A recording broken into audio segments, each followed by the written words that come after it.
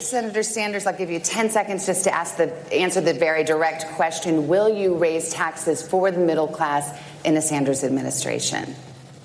People who have health care under Medicare for All will have no premiums, no deductibles, no co-payments, no out-of-pocket expenses. Yes, they will pay more in taxes, but less in health care for what they get. Thank you, Senator. Senator Bennett, we're going to get to everybody, I promise, but let me just, Senator Biden, promise everybody's going to get in here, promise. Vice President Biden, Senator Sanders, as you know, has been calling for a revolution.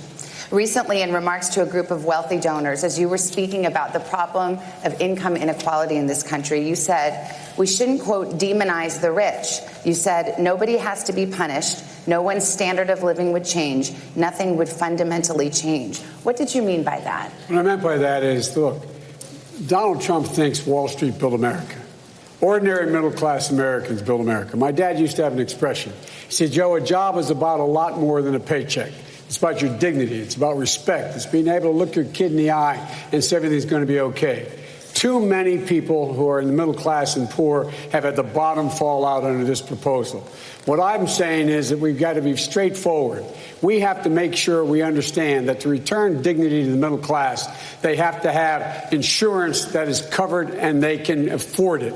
They have to make sure that we're in a situation where there's continuing education and they're able to pay for it. And they have to make sure that they're able to breathe air that is clean and they have water that they can drink. Look, Donald Trump has put us in a horrible situation. We do have enormous income inequality. And the one thing I agree on is we can make massive cuts in the $1.6 trillion in tax loopholes out there. And I would be going about eliminating Donald Trump's tax cuts for the wealthy. Vice President Biden, thank you. Senator Harris.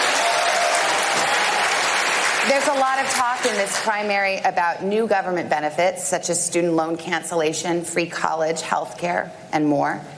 Do you think that Democrats have a responsibility to explain how they will pay for every proposal they make along those lines? Well, let me tell you something. I hear that question, but where was that question when the Republicans and Donald Trump passed a tax bill that benefits the top 1% and the biggest corporations in this country, contributing at least $1 trillion to the debt of America, which middle-class families will pay for one way or another?